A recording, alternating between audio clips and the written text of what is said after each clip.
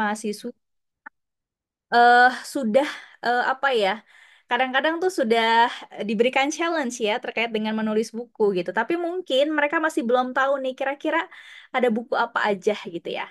Nah, sebelum ke materi yang inti yang tentunya pasti bakalan menarik banget dibawakan oleh Bu Asri, saya mau sedikit sharing dulu ya teman-teman gitu. Karena ah, kita di UNPI ini sebetulnya sudah ada sarana untuk publikasi teman-teman. Namanya adalah UNPI Press. Saya share dulu ya. Oke, buat yang belum tahu nih, apalagi teman-teman mahasiswa, kita sebetulnya sudah ada sarana untuk publikasi. Jadi kalau kalian yang punya karya, tulisan apapun gitu ya, dalam hal ini tentunya tulisan ilmiah yang kita butuhkan gitu ya, eh di sini kita bakalan siapin sarana untuk publikasinya. Gitu. Kita sudah tercatat di ISBN, terus juga kita sudah punya haki juga. Nah, hari ini kita mau launching nih salah satu buku, Bu. Jadi buku terkait dengan komunikasi bisnis dari teman-teman dosen Vkom ya. Nah, ini buku komunikasi bisnis Bapak Ibu. Jadi kita dosen-dosen Vkom dibantu Bu Asri juga sebagai editor, kita sudah nah, membuat buku ini. Nah, nanti bisa dibaca ya. Walaupun nanti akan sangat terbatas untuk PDF-nya, nanti juga akan ada mekanisme. Kalau teman-teman ada yang tertarik ya untuk memiliki bukunya. Nah, ini Bapak Ibu sarana Unpi Press kita. Jadi silahkan coba dikunjungi Unpi Press-nya. Terus juga kalau yang sudah punya ide mau menulis buku gitu ya, silahkan datang aja ke LPPM. Kita di sini sangat terbuka gitu ya untuk berdiskusi kira-kira mau buku yang seperti apa gitu ya. Terus mau berdiskusi misalnya butuh tim editor tentu kita juga akan persiapkan gitu ya. Terus apalagi butuh berdiskusi eh tampilannya mungkin penyajiannya gitu. Nah, itu juga kita bisa berdiskusi tentang itu. Nih di antara semua buku-buku ini sebetulnya eh, beda-beda ya karakternya gitu. Mulai dari yang matematika murni banget gitu ya, sampai kita bicara tentang salah satu pengabdian masyarakat yang dilakukan pada saat gempa kemarin ya. Ada buku Cianjur bercerita, ini sudah apa ya bahasanya itu jadi suatu produk gitu ya, yang tentunya sangat berbeda juga dibandingkan buku-buku yang lain. Karena kalau Cianjur bercerita benar-benar full visual banget teman-teman gitu ya. Jadi isinya sudah kayak baca komik aja gitu. Nah, ini juga bisa didiskusikan. Jadi, ayo silahkan ya. Kalau misalnya ada yang mau menulis, datang aja ke LPPM kita nanti bercerita lebih lanjut lagi. Ya, mungkin itu teman-teman yang bisa saya share.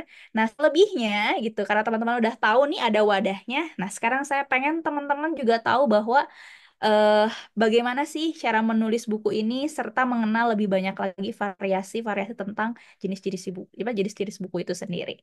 Oke, terima kasih. Selanjutnya saya serahkan kepada Bu Dr. Asri Dwi Andriani MIKOM untuk memberikan materinya. Selamat Bu Dokter, silahkan waktunya saya persilahkan. Oke, terima kasih banyak Bu Ami. Bismillahirrahmanirrahim. Assalamualaikum warahmatullahi wabarakatuh. Bapak Ibu semuanya, apa kabar hari ini? Mudah-mudahan sehat dan bahagia senantiasa. Kita akan berbincang, biasanya ketemu offline. Nah, sekarang agak gaya nih, kita bertemu di ranah digital melalui ini ya, workshop. Aduh, agak deg-degan juga nih. Di sini banyak suhunya, ada Pak Dandi, ada Bu Frishi. Ya, udah kelihatan ya share screen-nya, Bu Ami? Sudah Bu, Oke. aman. Nah, sebetulnya di sini tuh khawatirnya ya, mudah-mudahan Bapak Ibu ini bukan jadi ajang narsistik saya secara pribadi gitu ya, serta teman-teman sekalian. Mudah-mudahan ini hanya sharing session gitu ya, untuk kita sama-sama berbagi pengalaman mengenai keterampilan menulis yang sebetulnya Bapak Ibu juga sudah kuasai dan teman-teman juga kuasai sejak mulai dari hal kecil mengerjakan tugas kuliah, skripsi, tesis maupun disertasi. Nah, di sini saya sebetulnya mengingatkan diri saya sendiri gitu ya untuk bisa sama-sama yuk nulis gitu ya.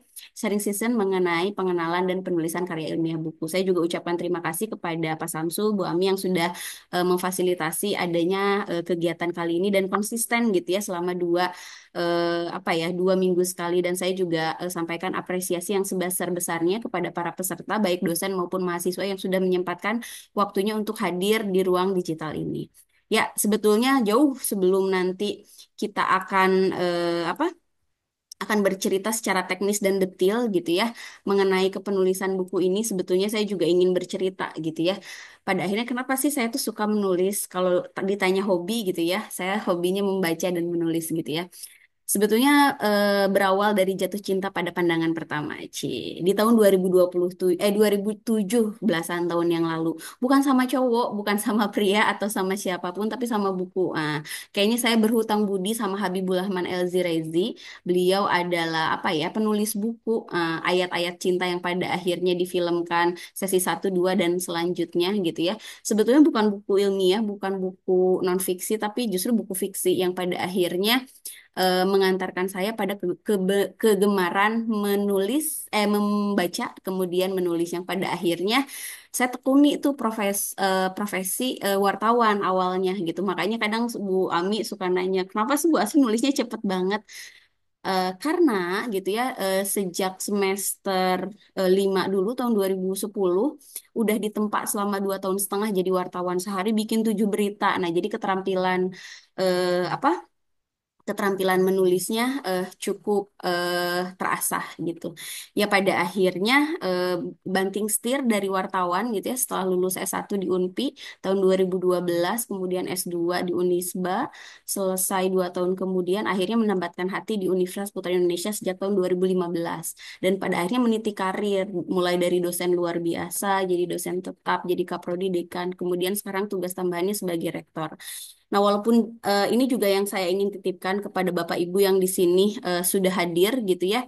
Memang sebetulnya profesi kita adalah dosen. Nah, dengan tugas tambahan struktural sebagai mungkin itu kaprodi, dekan, sekretaris prodi ataupun wakil rektor, rektor. Tapi kita jangan melupakan Bapak Ibu fitrah kita sebagai profesi utama kita gitu ya, sebagai dosen. Kita jangan sampai melupakan jabatan fungsional kita karena pada akhirnya kita kan menggantungkan hidup karena kan dosen ini adalah sebuah profesi yang profesional gitu ya.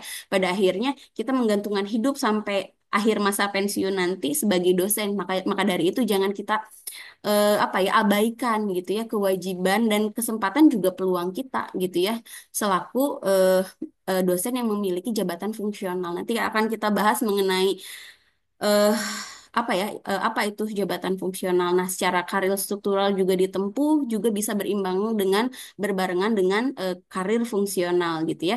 Sampai dengan saat ini Bapak Ibu saya aktif menulis, ada 77 karya ilmiah, baik buku, esai, kemudian artikel ilmiah di Google Scholar yang bisa diakses gitu ya, di Google Scholar. Kemudian dengan disitasi sejak tahun 2019 ada 742 sitasi, bermitra juga dengan para profesor komunikasi di berbagai universitas gitu ya, dengan Sintaskor di angka 502. Nah, Sintaskor ini adalah rekognisi atau pengakuan bagi para ilmuwan gitu ya untuk melihat produktivitas dari publikasi yang disampaikan kepada masyarakat umum gitu ya baik secara digital. Nah, fungsinya apa? Selain sebagai rekognisi karena kita sebagai ilmuwan gitu ya, kredibilitas kita diakui juga kesempatan untuk mendapatkan berbagai macam eh kesejahteraan gitu Bapak Ibu. Salah satunya adalah kesejahteraan untuk mengakses peluang hibah gitu ya. Nah, jadi ada bedanya Bapak Ibu, Sintaskor yang masih puluhan gitu ya. Nanti Bapak Ibu bisa akses, bisa ngehubungin Pak Samsul gitu ya untuk mengecek Sintaskor saya berapa sih. Yang masih belasan, puluhan, ratusan gitu ya. Nah, karena untuk hibah-hibah untuk pemula, nah ada nanti bisa dijelasin sama Bu Ami ya, ada PDP biasanya penelitian dosen pemula. Nah, itu hibahnya tidak dibatasi atau tidak ada persyaratan untuk Sintaskor ini. Nah, jumlah hibah per tahun yang bisa diakses oleh dosen adalah hibah PDP di angka 50 juta gitu ya.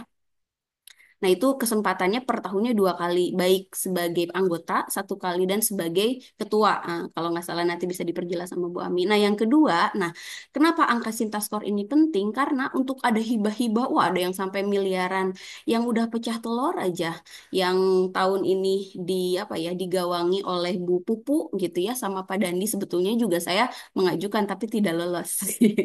Harus banyak belajar sama Pak Dandi sama Bu Pupu. Nah, goalnya tuh di hibah fundamental. Fundamental angkanya di 150 juta. Dengan minimal Sintaskor ketuanya 100 gitu. Jadi sebetulnya Sintaskor ini kalau untuk pengajar ya karena kita melaksanakannya kan bukan pengajaran doang tapi tridharma. Pengabdian, penelitian, dan pendidikan gitu. Nah, penelitian juga ini sangat penting. Kemudian ya pada akhirnya menulis ini Bapak Ibu mengantarkan kami juga untuk bisa mendapatkan di angka 1083 gitu ya.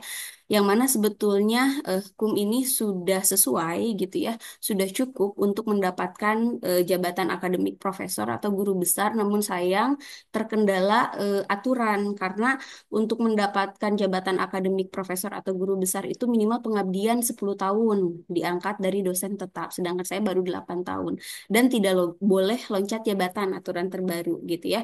Dari lektor harus ke lektor kepala dulu baru ke profesor. Nah, sedangkan saya dari lektor tidak bisa loncat dengan aturan baru ke profesor. Dan mengantarkan kami pula Bapak Ibu sebagai komit. Nah, justru bukan sebagai peserta MAG Scholar Conference ini, conference ilmiah yang cukup bergengsi gitu ya. Beberapa tahun yang lalu dilaksanakan di Thailand, kemudian di Indonesia di Bali dan tahun ini di Makau. Nah, dengan Sintaskor yang baik, kita juga diberi kesempatan untuk jadi komit. Saya di Universitas Putra Indonesia ada di angka ke-6. Jadi panitia penyelenggara walaupun untuk tahun ini saya belum bisa bergabung karena kesibukan persiapan internal di UNPI. Pada akhirnya saya bergabung secara online. Nah, pada akhirnya Bapak Ibu atau teman-teman semua, saya juga selain jabatan akademik dosen yang nantinya karirnya cemerlang karena menulis, selain daripada itu, saya juga ingin berbagi Bapak Ibu banyak hal sebetulnya yang bisa kita dapatkan manfaatnya dari keterampilan menulis, bukan cuma ya udah cuma coret-coret doang gitu ya.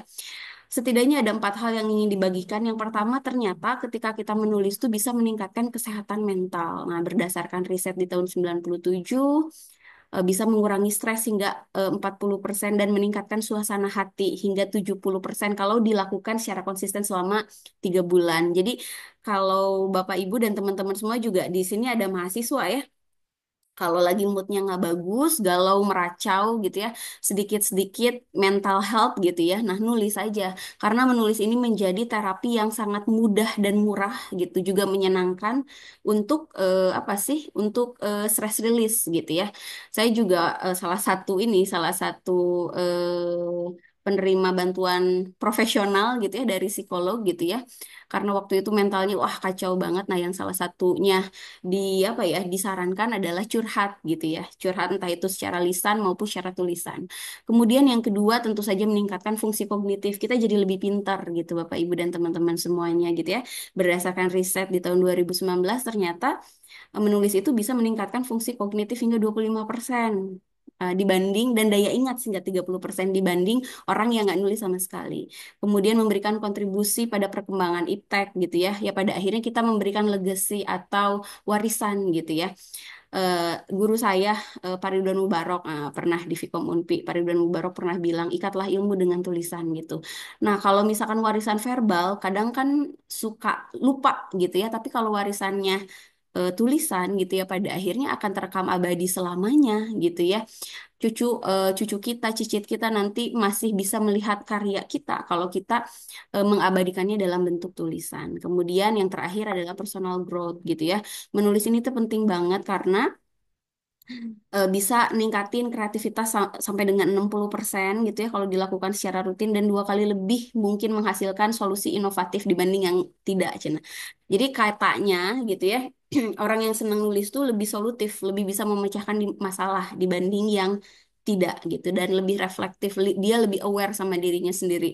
Bahkan gitu ya, Bill Gates, siapa tuh Bill Gates yang punyanya Microsoft gitu ya, software apa, laptop yang kita gunakan sehari-hari, pernah bilang kayak gini, wah, kalau misalkan saya punya kemampuan super kayak di tim Marvel gitu ya, superhero Marvel, saya ingin memiliki kemampuan membaca dan menulis lebih cepat dibanding sebelumnya. Nah, sepenting itu gitu ya Bapak Ibu dan teman-teman semuanya. Jadi yang akan kita fokuskan gitu ya, saya terima kasih banyak gitu ya, kehadiran Bu Ami dan teman-teman LPM di sini sebetulnya semata-mata hanya untuk mendukung kenaikan jabatan akademik dosen Bapak Ibu. Kemarin beberapa waktu yang lalu juga dari Sastra ya, dari Bu Yuki sudah memperkenalkan gitu ya berbagai materinya. Nah, untuk minggu ini kita akan belajar, sama-sama belajar mengupas mengenai buku. Nah, sehari-hari kita sudah pegang buku sejak TK mungkin ya, atau sejak di kandungan ibu mungkin sudah diceritakan buku cerita. Tapi sebetulnya buku itu apa sih? Nah, buku itu adalah kumpulan tulisan, gambar, dan konten lainnya yang disusun secara teratur dalam bentuk cetak atau digital. Nah, kalau sekarang yang paper-paper biasanya sudah tergantikan gitu ya sama digital. Ada revolusi industri 4.0 yang pada akhirnya Bu Santi kayaknya udah nggak terlalu riweh gitu ya melayani mahasiswa tingkat akhir dengan apa ngasih buku, karena sekarang sudah ada perpustakaan digital dengan bantuan AI ya. Salah satu contoh yang sering diakses adalah Google Scholar. Kemudian, nah, beragam jenis buku. Nah, ini bisa di-highlight untuk para mahasiswa gitu ya, ada tiga setidaknya gitu ya. Ada fiksi, non-fiksi, dan buku ilmiah. Nah, fiksi itu adalah karya sastra yang bersifat imajinatif meskipun seringkali terinspirasi oleh kenyataan. Contohnya lah yang paling terkenal dan penulis paling kaya, novelis paling kaya di dunia adalah Jane Caitlin Loring atau J.K. Rowling gitu ya, dengan karya monumentalnya Harry Potter gitu ya. Atau di Indonesia ada Andrea Hirata yang bikin Laskar Pelangi. Nah, itu kita bisa menceritakan sesuatu gitu ya, atau kita bisa pura-pura jadi binatang gitu ya, atau kita bisa pura-pura jadi botol atau apapun gitu yang sifatnya imajinatif. Kemudian ada juga buku non-fiksi ya, yakni tulisan yang didasarkan pada fakta, kenyataan, dan data yang dapat dipertanggungjawabkan kebenarannya. Jadi based on fakta gitu ya. Contohnya The Art of War karyanya Sun Tzu atau Sapiens. Nah, yang paling saya suka ada di perpustakaan ini, keren banget, ngupas tentang asal-usul manusia, karya Yuval Noah Harari. Atau terakhir, nah, yang kita geluti sehari-hari nih, teman-teman semua dan Bapak Ibu, adalah buku ilmiah atau tulisan hasil penelitian atau kajian tentang suatu topik disusun secara sistematis dan objektif serta berdasarkan pada metode ilmiah. Nah, contohnya buku referensi, jurnal ilmiah, dan disertasi. Nah, ini beberapa ada hal yang mencolok dari buku fiksi, non-fiksi, ilmiah. Nah, ada satu lagi buku biografi. Yang pertama fokusnya. Nah, kalau fiksi itu fokusnya ke imajinasi, ini absurd juga oke, abstrak juga oke, nggak masuk akal juga nggak apa-apa. Nah, sedangkan non-fiksi berdasarkan pada fakta yang ada, yang sudah tersaji. Nah, sedangkan ilmiah gitu ya, justru melalui kajian ilmiah. Saya jadi ingat suatu quote yang pernah teman saya bilang, agama itu dimulai dengan percaya ya Bapak Ibu, sami nawa atau na, kami mendengar dan kami percaya. Nah, sedangkan ilmu pengetahuan dimulai dengan ketidakpercayaan, keraguan. Maka dari itu dilakukanlah ekspedisi, dilakukanlah penelitian dengan metode tertentu. Nah, buku ilmiah ini berasal dari metode-metode khusus gitu ya yang sudah terangkum. Kita juga sudah banyak belajar di mata kuliah metode ilmiah apa, metodologi penelitian kualitatif, kuantitatif, dan lain sebagainya. Nah, sedangkan biografi adalah kehidupan seorang tokoh, misalkan tokoh presiden gitu ya, atau Bu Yuyun sebagai pendiri UNPI. Kemudian sumbernya, fiksi itu berasal dari khayalan dan kreativitas, non-fiksi berdasarkan dari data dan kenyataan. Nah, sedangkan ilmiah berasal dari penelitian dan tadi studi gitu ya, pengamatan dan lain sebagainya. Sedangkan biografi fakta sejarah atau wawancara, atau si pelaku sejarahnya pun atau orang public figure tersebut pun bisa menuliskan sendiri kisah hidupnya gitu ya. Tujuannya untuk apa? Kalau fiksi itu untuk menghibur tentu saja gitu ya, dan tata bahasanya bebas dan imajinatif, pakai bahasa populer boleh, pakai bahasa yang tidak baku juga boleh. Sedangkan non fiksi tujuannya untuk memperkaya, memperluas kasanah informasi yang eh, ada di pembaca gitu ya, gayanya formal ataupun santai juga bisa. Kemudian untuk buku ilmiah fungsinya adalah untuk menyampaikan ilmu ilmu pengetahuan gitu ya. Dan gaya bahasanya formal dan akademik. Ada beberapa batasan nih, Bapak Ibu, antara pengetahuan dan ilmu. Pengetahuan itu apa sih? Pengetahuan itu adalah segala sesuatu yang diterima sama otak gitu ya, yang berasal dari lima indera. Bukan indera yang teknik ya, yang operator Unbi bukan, tapi indera ya misalkan indera penglihatan. Oh ternyata dinding itu warnanya putih. Nah masuk tuh ke memori kita itu disebut semua pengetahuan. Oh ternyata bakso ini atau jangan bakso bunga ini baunya harum gitu. Nah itu eh, simpan di otak gitu ya. Kemudian apalagi? Oh ternyata permukaan meja ini halus ya. Oh ternyata kulit saya kasar. Nah itu pengetahuan gitu ya. Nah sedangkan ilmu adalah ngerucut lagi lebih apa ya? Lebih lebih apa ya? Bukan menjorok, lebih spesifik lagi gitu ya. Sebuah pengetahuan bisa dikatakan menjadi ilmu kalau memiliki empat syarat biasanya. Syarat yang pertama adalah memiliki metodologi gitu ya. Nah, kita kan suka tahu ya ada metode ilmiah, kuantitatif, kualitatif. Yang kedua, tersusun secara sistematis. Nah, tersusun secara sistematis tuh biasanya ada bab satu pendahuluan kan gitu ya. Bab dua apa studi pustaka, bab tiga metodologi, empat pembahasan gitu ya. Kelima kesimpulan, terakhir daftar pustaka. Yang selanjutnya nah, ini bersifat universal gitu ya.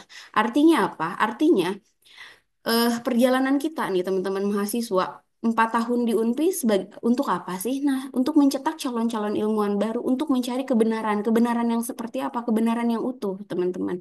Kebenaran utuh itu seperti apa? Yang bersifat universal, yang selalu diujikan gitu. Contoh, ketika mahasiswa sudah pede dengan karyanya, skripsinya, nah dia diuji dulu, dibimbing dulu sama pembimbingnya, pembimbingnya udah pede gitu ya, si mahasiswanya udah pede. Nah, kita mencari kebenaran yang utuh. Menurut penguji benar nggak sih? Nah, makanya ada ujian proposal, ada 2 kali, ada ujian sidang gitu ya, ada 2 kali, ada ujian sidang proposal, ada sidang skripsi. Nah, nggak cukup sampai di situ. Walaupun seunpi raya ini sudah setuju bahwa skripsi itu benar, diujikan lagi. Di mana? Misalkan di conference, di hadapan ilmuwan-ilmuwan dari berbagai instansi gitu ya, dari berbagai negara. Ya, pada akhirnya nggak cukup sampai di situ kalau mereka sudah setuju, sudah deal, nah diujikan lagi kemana ke dunia. Caranya dengan apa? Caranya dengan diterbitkan di sebagai artikel ilmiah di jurnal di OJS Open Journal System. Alhamdulillahirobbil alaminnya sekarang Unpi sudah punya di bawah naungan Bu Ami.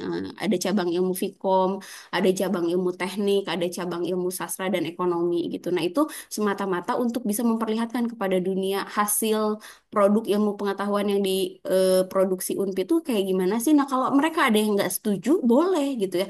Ilmuwan lain bisa apa ya? Bisa membuat artikel ilmiah lain yang membantah gitu ya teori-teori atau asumsi yang kita sampaikan gitu. Nah, jadi intinya itu kita untuk mencari kebenaran yang utuh. Kemudian sedangkan biografi menceritakan perjalanan hidup seseorang, gayanya naratif, mendeskripsikan gitu ya. Biasanya ada alurnya dari mulai dia bangun bukan bangun tidur, dari mulai dia kecil, remaja, dewasa hingga achieve prestasi yang menginspirasi gitu ya. Kemudian pertanyaan selanjutnya Bapak Ibu dan teman-teman semuanya adalah apa sih kendalanya? Bu Ami, halo halo Bu Ami. Iya, Cek, Bu. cek. Nah, di sini saya mau punya door prize nih 3 buku nih karya teman-teman Wah, mahasiswa Unpi. Saya pengen coba ada nggak satu atau dua orang yang mau sharing gitu ya mengenai apa sih kendala dalam menulis gitu. Nanti saya titipin door prize-nya di LPPM gitu. Yang mau cerita. siap. Terima kasih, Bu Asri. Yuk, Bapak Ibu, coba izin ya Bu Ami boleh ya? Boleh dong, silakan langsung interaktif aja, Bu. Oke, nih teman-teman, saya punya 3 buku. eh Mana ya? Ntar dulu. Kamera saya masih kelihatan kan ya? Masih, masih. Nah, teman-teman, kalau teman-teman kelihatan, kelihatan nggak Bu Ami bukunya? Iya, kelihatan. Nah, Wah, ya. ini buku Jadi Bu ini asli nih. buku karya teman-teman Vkom yang dulunya mereka semester 1, sekarang mereka ada di semester 7. Karya siapa? karya Cahya, Aldi, Rizky, dan kawan-kawan. Ini keren banget, inspiratif banget judulnya Self Healing dalam Bingkai Komunikasi. Terapi menulis ekspresif sebagai media kreativitas bagi kaum remaja. Nah ini saya ada banyak banget, tapi yang mau saya share 3 buku gitu ya. Oh, ada Bu Vina. Langsung. Bu Vina nanti dikasih. Mangga Bu Vina mau share.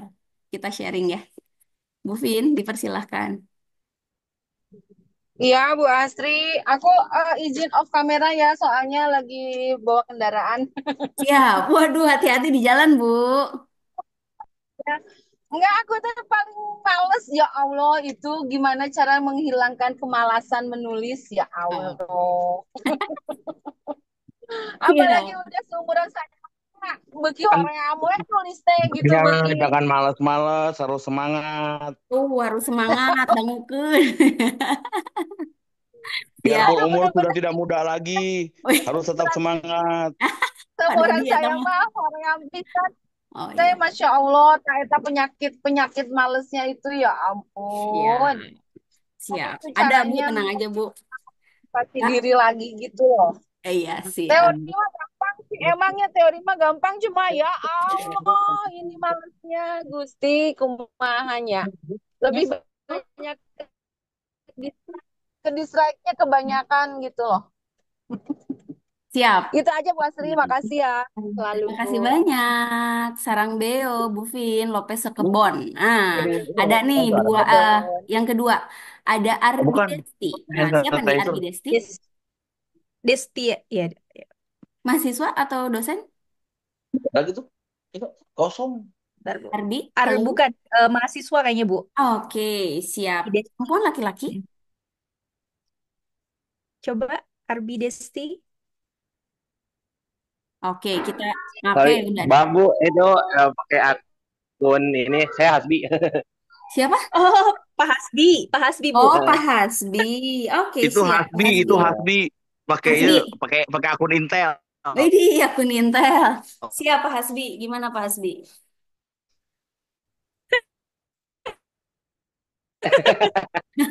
Mangga, Pak Hasbi. Iya.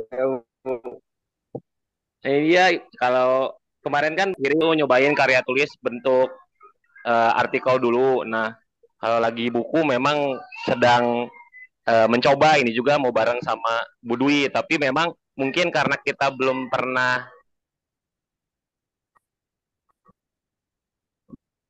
menerbitkan lagi gitu ya, ataupun sampai ke proses, oh ini kayaknya eh, oke nih buat diterbitkan, itu tuh jadi ngebuat kita tuh cinta eh, apa namanya 654 atau bahkan ke 321 gitu.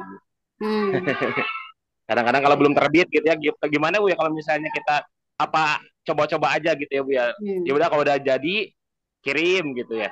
Hmm. Kayak gitu Bu. Siap. Terima kasih Terima banyak, Pak kasih. Hasbi. Hatur nuhun. Yang terakhir, tadi ada Triani. Ayo ngaku. Triani tadi udah ngacung kok di low lagi. Ya, iya Triani, nih. halo. Oh.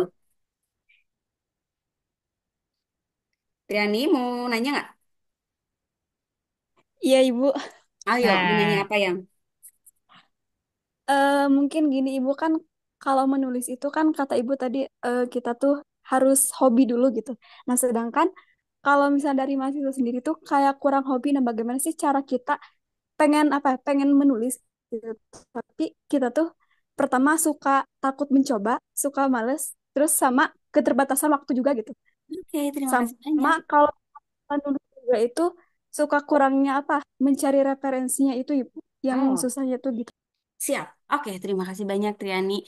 Bu Ami mohon izin melanjutkan materi ya. Nah, sebetulnya Ya, terima kasih, Bu. kendala-kendala, iya sayang, kendala-kendala yang tadi disampaikan sebetulnya jadi kendala standar yang juga saya sudah pernah melaluinya Bapak Ibu ya. Yang pertama Bu Vina, itu jadi males. Kalau bahasa ilmiahnya procrastination ya, kalau nggak salah prokrastinasi gitu ya.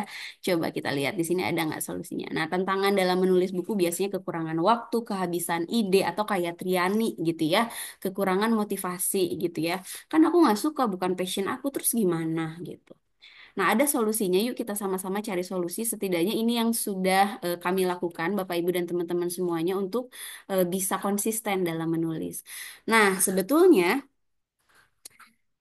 Bu Vin, mohon izin ya, aduh iya mah, dogma patahan hayam, kan aku muridnya Bu Vin. Nah, izin untuk bisa menghilangkan rasa procrastination itu ya, atau rasa malas gitu ya, sebetulnya kita bisa gantungkan diri kita pada kebiasaan disiplin gitu ya. Hal yang dilakukan gitu ya adalah menggunakan metode Pomodoro. Nah, metode ini melibatkan kerja intensif selama 25 menit, diikuti oleh istirahat selama 5 menit. Setelah 4 siklus, ambil istirahat lebih panjang, sekitar 5 sampai dengan 30 menit. Podomoro membantu memecahkan waktu menulis menjadi sesi yang lebih pendek dan lebih terfokus, meningkatkan produktivitas dan mengulangi kelelahan secara mental. Mungkin gitu ya. Kenapa kita malas? Karena ketidakselarasan antara tubuh, hati, dan pikiran gitu ya. Pikiran maksa nih, wah kamu pokoknya harus bikin karya ilmiah, harus bikin skripsi, tapi hati, ah ngangkewe lah gitu, marales gitu. Nah, si metode Pomodoro ini bisa jadi jalan tengahnya gitu ya. Jadi ketika kita buka laptop, nah hindari distraksi. Nah, bahkan waktu itu pas nulis disertasi saya bahkan sampai hapus akun sementara Instagram, karena Instagram ini menjadi pengalihan yang sangat besar, mengambil waktu saya kadang 8 jam sehari gitu ya, kadang 7 jam gitu ya, kecanduan banget sama Instagram. Nah, pada akhirnya Instagram atau hal-hal lain yang apa ya mengalihkan perhatian kita di off-kan dulu gitu. Nah, kita berkomitmen untuk menulis gitu ya. Misalkan bisa 1 jam gitu ya, dengan cara apa? Atau 2 jam gitu ya. Dengan cara kita setting timer aja di 20 menit gitu ya. 25 menit pertama kita fokus. Alarmnya nyala, 5 menit istirahat. Terus aja gitu sampai 4 kali repetasi sehari misalkan. Kalau deadline-nya banyak gitu. Atau misalkan pengen yang lebih santai lagi, setengah jam sehari juga bisa. Kemudian, nah ini, kemudian terus mulainya dari mana? Kadang-kadang kan ada pertanyaan kayak gitu. Nah, ada metode namanya free writing atau menulis bebas. Jadi kita nulis aja dulu apapun yang dipikiran, entah itu apa ya, entah itu formal, nggak formal, terus tersusun, ilmiah atau enggak, yang penting nulis aja dulu. Ngebiasain tangan kita, mata kita, sama otak kita tuh sinkron gitu. Jadi lama-lama kalau udah kebiasaan, ya udah nanti kita baca ulang, baru kita edit gitu. Jadi pokoknya tulisin apapun yang ada di benak kita, walaupun eh seenak-enak jidat kita, ya udah tulisin aja. Kan pada akhirnya nanti ada proses editing. Selanjutnya adalah time blocking. Nah, biasanya saya lakukan ada blok waktu khusus untuk menulis dalam jadwal harian gitu ya. Misalkan 2 jam sehari gitu ya, boleh pagi, boleh malam gitu ya. Memberikan hindari gangguan selama waktu tersebut. Nah, mungkin distraksi yang Bu Vina rasain apa? Misalkan media sosial atau nonton TV atau apa, itu hindari dulu gitu ya. Memberikan disiplin pada rutinitas menulis dan mengurangi kemungkinan prokrastinasi. Nah, itu teh adalah menunda-menunda pekerjaan gitu ya. Kemudian tentukan tujuan yang spesifik. Misalkan pokoknya skripsi ini harus selesai dalam waktu 3 bulan, atau book chapter ini harus selesai dalam waktu 1 bulan gitu. Dan tentu saja gitu ya, kita harus tetap waras, work life balance gitu ya. Caranya dengan apa gitu ya. Kalau saya di YouTube suka ada nih Bapak Ibu itu ningkatin ini banget, menggunakan suara 111 MHz gitu ya untuk meningkatkan fokus. Klik aja 111 MHz gitu. Nah, di situ ada apa ya? Alunan musik yang santai gitu ya, tapi deep banget, yang bisa merangsang kinerja otak. Jadi kitanya lebih fokus gitu. Atau terserah teman-teman mau musik yang teman-teman suka, suara alam yang menenangkan gitu ya. Dan tentu saja gitu ya, kita tuh harus punya waktu yang berkala untuk istirahat biar nggak burn out gitu ya. Burn out tuh kelelahan fisik, mental, emosional, spiritual tuh capek gitu ya. Kalau tetap di-push terus gitu ya, nantinya kelelahan gitu ya. Nah, atau menentukan sistem reward dan punishment kita, tentu ini dalam diri kita gitu ya. Pokoknya main Instagram, main TikTok cuma sejam sehari gitu ya. Dan misalkan nulis sejam sehari. Kalau saya melewati kewajiban nulis sejam sehari, harus dipunish nih, harus dihukum nih. Saya nggak boleh nonton TikTok misalkan, seperti itu. Itu untuk Bu Vina. Yang kedua adalah untuk Pak Hasbi. Wah, terima kasih banyak. Kalau ngobrol sama Pak Hasbi, saya tuh serasa punya suntikan energi lagi gitu ya. Binar-binar mata yang dulu saya miliki yang sekarang hilang gitu ya. Saya lihat lagi di Pak Hasbi sama Mbak Dwi gitu ya. Tapi Pak Hasbi, seperti yang pernah kita obrolkan, karena Pak Hasbi di sini mm, masih OTW dosen tetap gitu ya. Sebaiknya jangan dulu kalau emang tujuannya untuk jabatan akademik dosen, sebaiknya tidak dulu dipublish. Karena apa? Karena nanti hangus Pak Hasbi gitu ya. Kalau sekarang boleh lah gitu Pak Hasbi nyicil-nyicil untuk bikin draft untuk pada saat nanti Pak Hasbi sudah diangkat jadi dosen dengan punya NIDN gitu ya dan diakui karya ilmiahnya baru dipublish gitu ya. Pertanyaannya tadi, apakah harus nih Sinta 1, 2, 3, dan 4 gitu ya? Sinta itu apa sih bagi teman-teman yang belum tahu? Sinta adalah sistem akreditasi gitu ya untuk bisa menilai kualitas sebuah majalah atau publikasi ilmiah, jurnal ilmiah gitu ya. Semakin rendah Sintanya, semakin tinggi kualitasnya gitu ya. Jadi Sinta 1 semakin keren gitu ya, kayak akreditasi A gitu ya. Sinta 6 yang paling rendah kayak akreditasi C gitu ya. Nah pertanyaannya apakah harus langsung ke Sinta gitu ya? Jawabannya nggak harus gitu ya. Ke jurnal nasional yang belum terakreditasi aja boleh gitu ya. Kalau dikaitkan sama jabatan akademik, Sinta 1 itu poinnya 25. Sinta 1 sama 2. Sinta 3 sama 4, 20. Sinta 5 sama 6, 15. Nah, Sinta nasional yang kita miliki, yang LPPM miliki, itu di angka 10 itu aja udah bagus gitu ya. Kalau peluangnya lebih bagus di Sinta nasional gitu ya. Karena kalau Sinta itu biasanya mereka punya mekanisme khusus untuk penyeleksian dan kalau ditolak gimana ya nggak apa-apa tinggal diajuin lagi ke yang lain gitu. Nah dan adabnya atau etikanya ketika kita nge-share karya ilmiah kita ke satu jurnal tertentu, nah nggak boleh di-share ke yang lain-lain gitu. Kita harus dapat dulu jawaban dari jurnal tersebut ditolak atau diterima. Kalau diterima kita lanjutin, kalau ditolak ya baru kita apa kasihin lagi ke jurnal yang lain gitu. Jadi jangan sampai satu jurnal untuk satu artikel untuk 3 jurnal itu tidak diperbolehkan. Nah selanjutnya, nah tadi gitu ya, yang terakhir pertanyaan dari Triani, wah saya kan nggak hobi nih gitu ya. Nah jadi untuk menulis ini jangan andalkan motivasi. Nah karena motivasi itu biasanya kan motif itu motivasi itu berasal dari kata motif yang artinya dorongan gitu ya apa ya dorongan kita melakukan sesuatu tuh karena ada alasan tertentu misalkan tuntutan skripsi gitu. Nah sedangkan dorongan ini biasanya kurva awalnya tinggi gitu ya. Pas awal kita termotivasi biasanya semangat banget. Kemudian pada saat pertengahan sampai ke akhir biasanya landai jadi males gitu. Nah lawan dari motivasi apa? Disiplin gitu. Jadi tentukan jadwal yang rutin gitu. Jadi males nggak males, mood nggak mood, suka nggak suka tetap kita lakuin. Nanti Triani di akhir kita ada manajemen kepenulisan. Mudah-mudahan bisa jadi jawabannya ya. Nah ini manajemen kepenulisan. Nah eh, Triani sebetulnya nih sekarang semester berapa? 5 ya. Nah Triani bisa nih manajemen kepenulisan menggunakan metode SMART gitu ya. Specific, measurable, achievable, realistic, and time bound gitu ya. Nah, jadi nanti Triani bisa menggunakan ini untuk bisa menghindari mood-mutan gitu ya, atau nggak hobi. Nah, gimana caranya nggak hobi tapi tulisannya tetap beres, bukunya tetap jadi gitu ya. Yang pertama adalah spesifik gitu ya. Nah, kita harus menentukan goal kita tuh apa sih, tujuan kita tuh apa sih. Misal, menulis proposal skripsi, atau bikin book chapter, atau bikin autobiografi terserah gitu ya. Yang kedua adalah measurable atau terukur. Nah, kita juga harus tentukan biar otak kita sinkron sama tangan kita dan hati kita sinkron, kita harus bikin deal nih. Nah, kalau dalam psikologi ada ego dan super ego gitu ya yang idealis mana, yang realistis mana, tengah-tengahnya mana. Nah, kita harus bikin komitmen ke dalam diri kita. Kita mau mau apa? Mau bikin naskah berapa banyak gitu ya.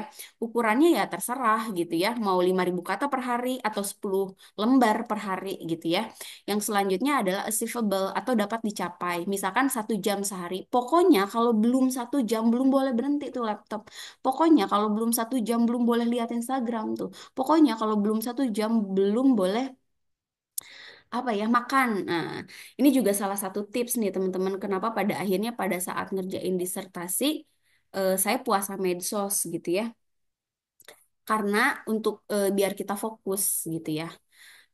Kemudian yang kedua adalah dopamin detox. Wah, ini keren banget. Fakta menariknya nih, teman-teman.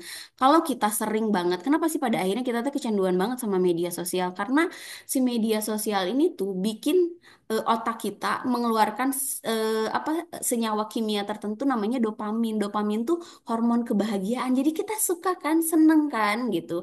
Nah, kadang-kadang gitu ya, ketika kita terlalu banyak terpapar sama dopamin gitu ya, hal-hal yang membosankan seperti nulis skripsi jadinya tidak menarik lagi gitu. Nah, pada akhirnya gitu ya, eh, yang harus kita lakukan adalah dopamin detox. Dopamin detox itu adalah mengeluarkan racun-racun dopamin yang kita dapatkan dari media sosial. Biar apa? Jadi istilahnya tuh biar kita puasa medsos dulu. Kalau kita puasa medsos, pada akhirnya kan kita perasaan bahagianya belum kita capai nih. Nah, pada akhirnya mengerjakan skripsi itu menjadi sesuatu yang lebih menarik gitu. Kemudian ada lagi realistis gitu ya. Realistis itu adalah relevan dengan kondisi. Nah, tentu saja sesuaikan dengan waktu dan tenaga. Kita juga harus realistis gitu. Wah, pokoknya saya mah pengen 8 jam sehari nulis. Tapi pekerjaan kita terbengkalai ya enggak juga gitu ya. Kemudian time bond, terbatas waktu. Misalnya kita pokoknya teman-teman harus bikin kesepakatan dengan diri sendiri. Misalkan, wah pokoknya target ini harus 1 jam, 1 bulan, 2 bulan dan lain sebagainya. Nah, struktur dasar penulisan buku, biasanya kita nyari ide dulu ya. Abis itu nyari bikin outline, coret-coret kasar, kemudian draft awal, revisi dan edit, kemudian penerbitan. Nah, tadi kabar baiknya kita nggak perlu datang-datang ke penerbit besar kayak Mizan atau Gramedia. Di Unpi udah punya sendiri dan gampang banget direkturnya atau pemiliknya atau koordinatornya bisa ditemuin tiap hari Bu Ami gitu ya, layouternya, desain grafisnya Pak Samsul bisa ditemuin gitu ya, bisa konsultasi gitu ya. Nah, teman-teman, karena kita dibatasin waktu cuma 1 jam setengah, saya nulisin nih gitu ya struktur penulisan buku tapi terlampir. Nah, nanti akan di-sharekan di Google Drive yang akan di-share oleh Pak Samsul ya. Itu dari bagian awal, tengah sampai akhir gitu ya. Kemudian, nah ini kita akan mulai beranjak gitu ya ke panduan bagi para dosen gitu ya. Nggak apa-apa ya teman-teman mahasiswa juga kita sama-sama inilah siapa tahu ada yang pengen jadi dosen jadi tercerahkan gitu ya.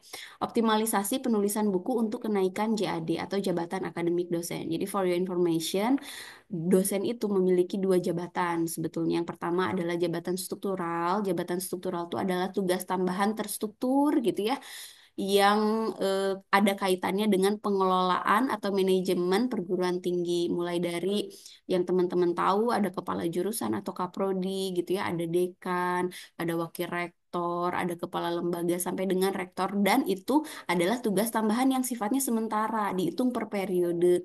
Mungkin ada yang 4 tahun, ada yang 5 tahun gitu ya, yang suatu saat pasti habis. Nah, sedangkan jabatan yang kedua adalah jabatan fungsional yang melekat pada diri dosen. Entah dia masih ngejabat rektor atau enggak, ya tetap melekat dalam diri seseorang gitu ya. Dia mau pindah dari univ satu ke univ lain, tetap si jabatan akademik itu apa sih? Melekat gitu ya. Nah, yang akan kita fokuskan adalah jabatan akademik dosen gitu ya. Atau JAD atau Jafung disebutnya. Keuntungan dapat Jafung apa sih gitu ya? Ya keuntungan dapat Jafung yang pertama kita dapetin rekognisi gitu ya, atau pengakuan dari orang lain gitu ya, dari institusi lain. Yang kedua adalah harga diri bangsa gitu ya. Jadi dalam dunia akademis itu sebuah sebuah negara tuh berharga gitu ya, harga dirinya top atau enggak berdasarkan WCU, World Class University Index, Bapak Ibu dan teman-teman semuanya, yang mana di Indonesia universitas paling top UI ada di jajaran 500 kalau nggak salah. Nah, salah satu ukurannya adalah produksi karya ilmiah, Bapak Ibu.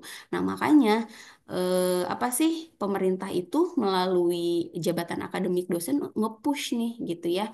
Nah, salah satunya apa keuntungan pribadi gitu ya, selain tadi harga diri bangsa gitu ya, indeks dan lain sebagainya, adalah secara personal kita juga mendapatkan kesejahteraan. Ada tunjangan jabatan yang besarannya berdasarkan jabatan akademik dosen.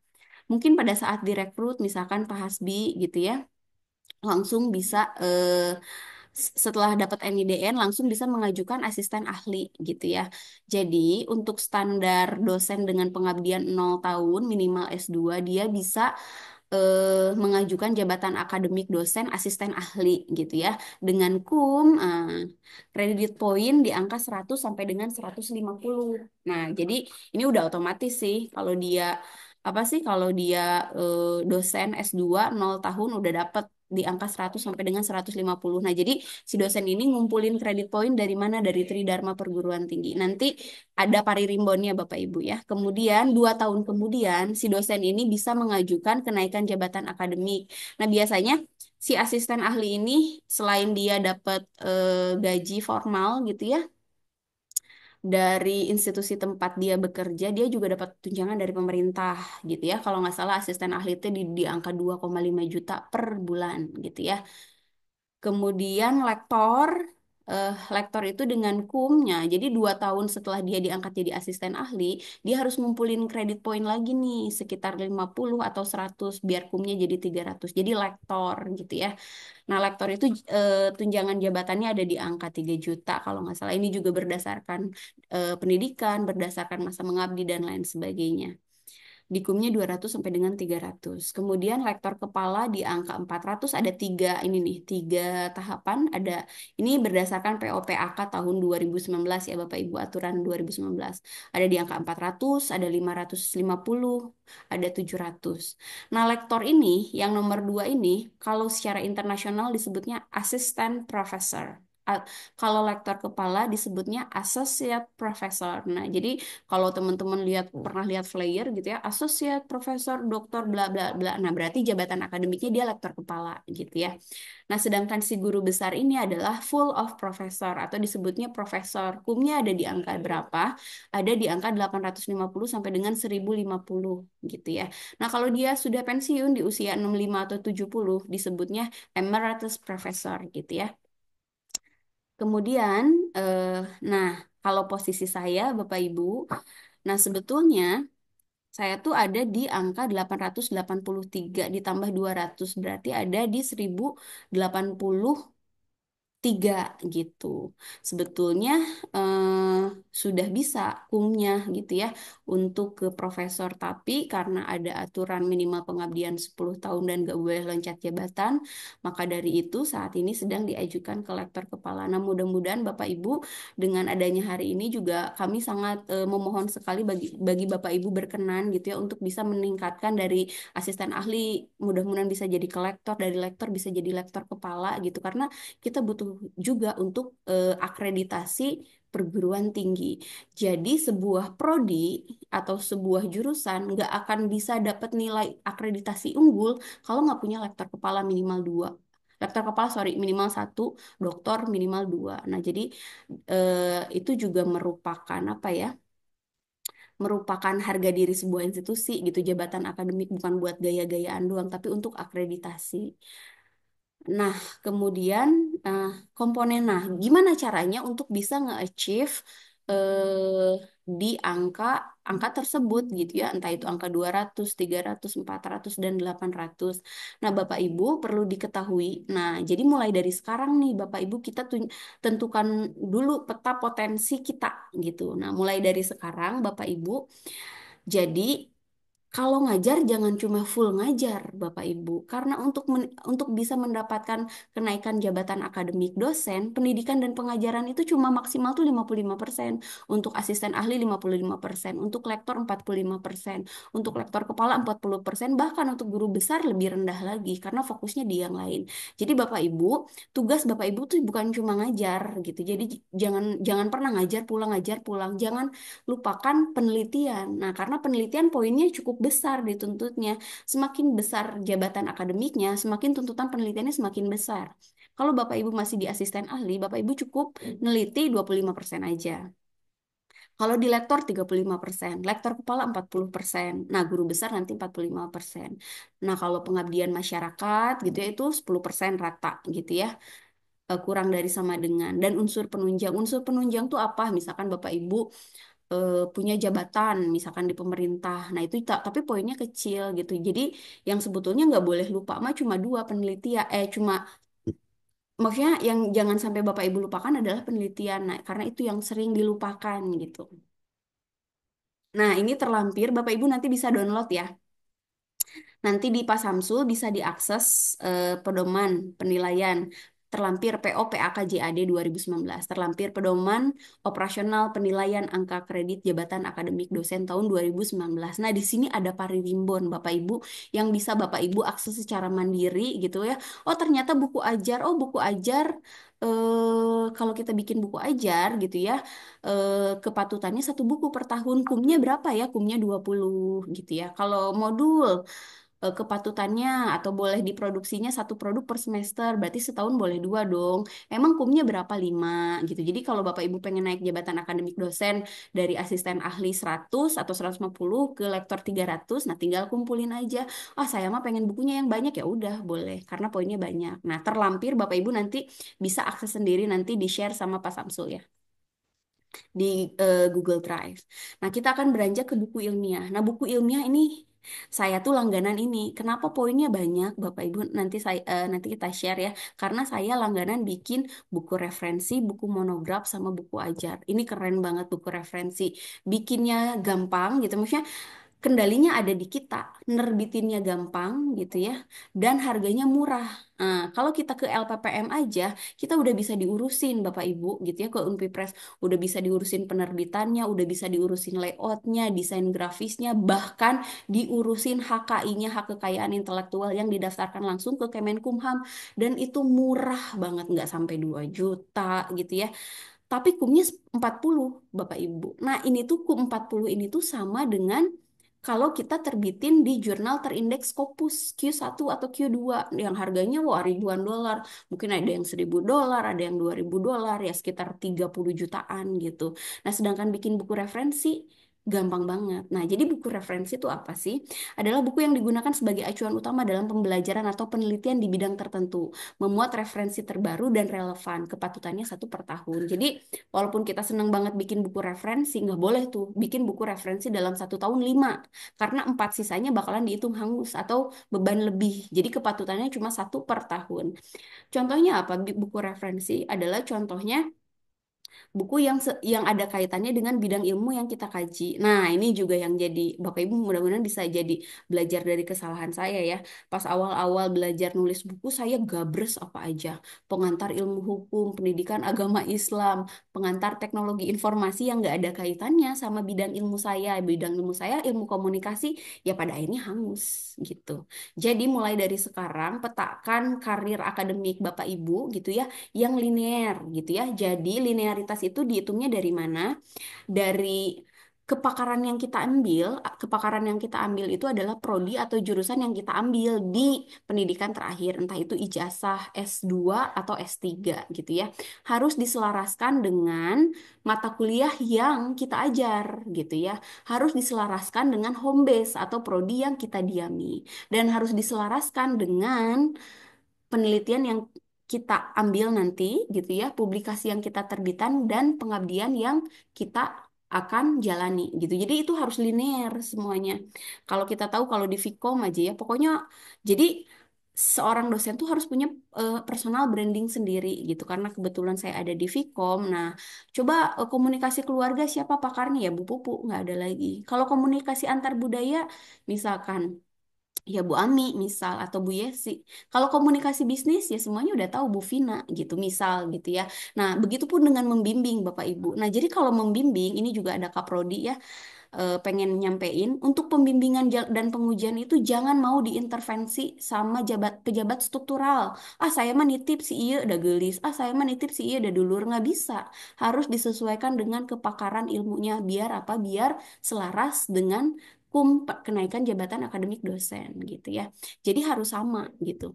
Nah, contohnya buku referensi ini adalah buku yang topiknya umum gitu ya, tapi berkaitan dengan kepakaran kita. Contohnya misalkan pengantar ilmu komunikasi di era digital gitu. Nah, si buku ini tuh cirinya buku referensi itu bisa dibaca oleh masyarakat umum, juga bisa dibaca oleh mahasiswa kita gitu ya. Atau tips and trik komunikasi efektif di era digital misalkan seperti itu. Itu kumnya 40. Kemudian ada buku monograf, kumnya ada 20.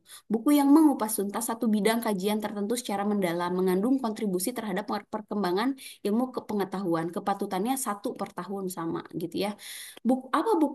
Apa bedanya buku monograf dan buku referensi?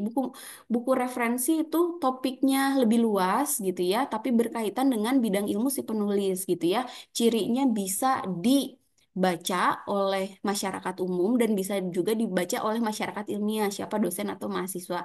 Nah, sedangkan monograf adalah hasil kajian atau penelitian yang sangat spesifik gitu. Contohnya, peran komunikasi efektif di Universitas Putra Indonesia pada tahun berapa gitu. Misalkan contohnya gitu.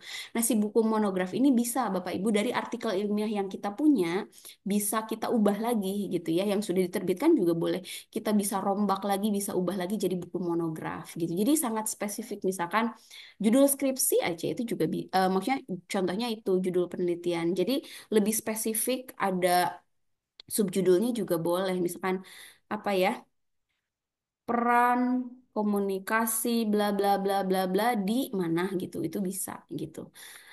Kemudian ada selanjutnya adalah buku ajar. Buku ajar juga sama, kumnya 20. Adalah buku yang digunakan dalam proses pembelajaran formal sebagai sumber utama. Nah, jadi mulai dari sekarang saya juga tidak pernah bosan untuk apa ya, untuk mengingatkan Bapak Ibu, yuk kita sama-sama mulai dari sekarang gitu ya, untuk apa ya, menggunakan buku acuan utama mata kuliah itu adalah buku kita sendiri, Bapak Ibu, jangan buku orang lain karena kita juga mampu gitu ya. Penerbitnya sudah ada gitu ya. Nah, tapi syaratnya apa? Harus sesuai dengan RPS. Kalau di RPS ada 14 kajian utama, kan ada 16 pertemuan tuh, dikurangi mungkin pertemuan pertama UTS sama UAS. Misalkan berarti ada 13 sisa ya. Nah, harus ada 13 bab gitu. Jadi pokoknya buku ajar itu harus disamakan dengan rencana pembelajaran semester. Kepatutannya 1 per tahun. Nah, kemudian ada juga modul gitu. Nah, Bapak Ibu, modul yang Bapak Ibu sering bikin, ini juga bisa diklaim untuk gitu ya. Kumpulan materi mata kuliah yang disusun secara sistematis dan dapat dipelajari mandiri oleh mahasiswa. Modul dilengkapi dengan petunjuk, tugas, latihan, dan bahan evaluasi. Kepatutannya satu per semester, berarti dalam 1 tahun bisa 2 gitu ya, kumnya bisa 10 gitu ya. Nah, ini juga Bapak Ibu sebaiknya bagus gitu ya kalau Bapak Ibu bikin gitu ya yang banyak, karena kalau pejabat struktural misalkan ada kesibukan pengganti mata kuliahnya misalkan susah, ya udah kasih aja modul per bab misalkan. Nah, kumpulan dari modul ini bisa dijadikan buku ajar nantinya gitu ya. Nah, kemudian adalah book chapter, adalah kumpulan karya tulis ilmiah dengan tema yang sama, baik dikolaborasikan secara nasional. Nah, kalau nasional, kita book chapter nih, misalkan se-Jawa Barat ada dari Universitas A, Universitas B, Universitas C, kumnya 10 gitu ya. 10 itu Bapak Ibu untuk kum keseluruhan. Kalau Bapak Ibu penulis pertama, Bapak Ibu bisa dapat 60% dari total kum. Nah, berarti dari 10 kum gitu ya, kita dapatnya 6 gitu ya. Sedangkan penulis kedua dan selanjutnya itu tuh 40% dibagi-bagi. Nah, maka dari itu kalau bikin book chapter sebisa mungkin kita jadi penulis pertama karena kita dapat jatah 60%. Ataupun book chapter secara internasional kumnya 15, kepatutannya 1 per tahun. Nah, selain jadi penulis, kita juga punya kesempatan untuk jadi editor. Nah, editor buku adalah orang yang bertugas menyunting naskah buku dan memastikan kualitasnya sebelum diterbitkan. Syaratnya harus pakar di bidangnya gitu ya. Saya juga di buku komunikasi bisnis yang tadi saya nggak nulis, tapi saya jadi editor. Enaknya tidak dibatasi kepatutan, tinggal minta aja ke Bu Ami. Bu Ami kalau ada book chapter saya mau dong jadi editornya. Nah, itu kumnya 10 lumayan. Nah, terus karakteristiknya tiap buku kayak gimana sih? Nah, setidaknya kita harus mengikuti standar UNESCO, Bapak Ibu. Untuk buku referensi, karena kumnya banyak gitu ya, ada 40 kredit poinnya, maksimalnya di ukuran 15,5 cm kali 23. Nah, ini nanti diserahin aja ke Pak Samsul gitu ya, udah ahlinya. Nah, cuma syaratnya minimal 200 halaman. Makanya kenapa buku referensi kumnya 40, buku ajar sama monograf 20 gitu karena beda gitu ya. Minimal 200. Karakteristiknya biasanya suka ada catatan kaki dan indeks kayak glosarium kali ya. Ini daftar istilah yang ada di dalam buku tersebut. Kemudian buku ajar minimal ukurannya A5, maksimal A4 gitu ya. Kemudian punya ISBN, nah tenang aja, Unpipres juga sudah bisa ngebantu ngeluarin ISBN, International Standard Book Number gitu ya. Prosesnya juga cepet kok gitu ya. Jangan jangan ke orang lain, ke kita aja. Kemudian buku ajar minimalnya 140 halaman dan berdasarkan RPS. Yang terakhir adalah monograf sesuai dengan kompetensi bidang ilmu penulis, tidak diambil dari skripsi. Nah, ini catatannya. Biar diakuin tidak merupakan bagian dari skripsi, tesis, atau disertasi yang pernah kita kerjakan. Minimalnya 40 halaman. Nah, ini nih Bapak Ibu dan teman-teman semuanya. Ini saya mau berbagi gitu ya mengenai trik gitu ya. Gimana caranya sih biar gitu ya tridharma kita tuh selaras, ngajar kita selaras. Jadi ketika ngajar jangan polos gitu aja Bapak Ibu, ya udah dapat ngajar aja, jangan gitu ya. Karena ini juga tidak mengapa ya, tidak tidak keluar dari jalur kok gitu, udah oke kok gitu ya.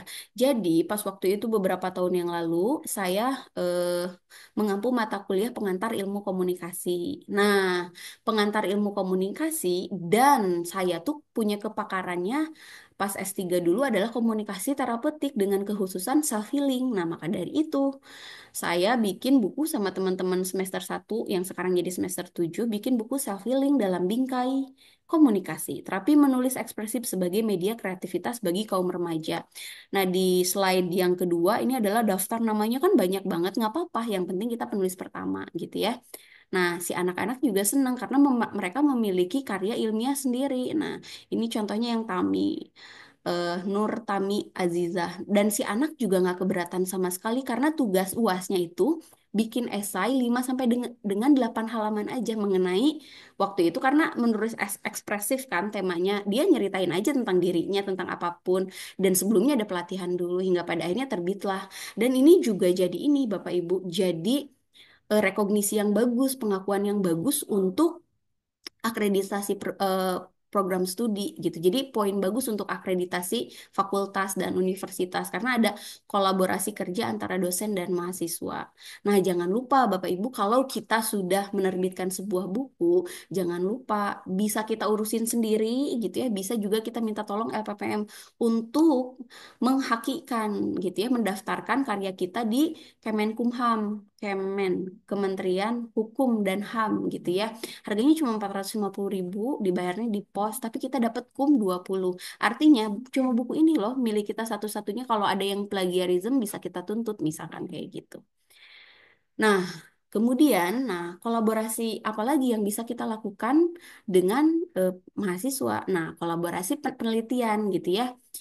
Kalau di sini dosennya sebagai penulis pertama. Nah, ini di internasional, jurnal internasional namanya The International Journal of Education and Management and Sociology.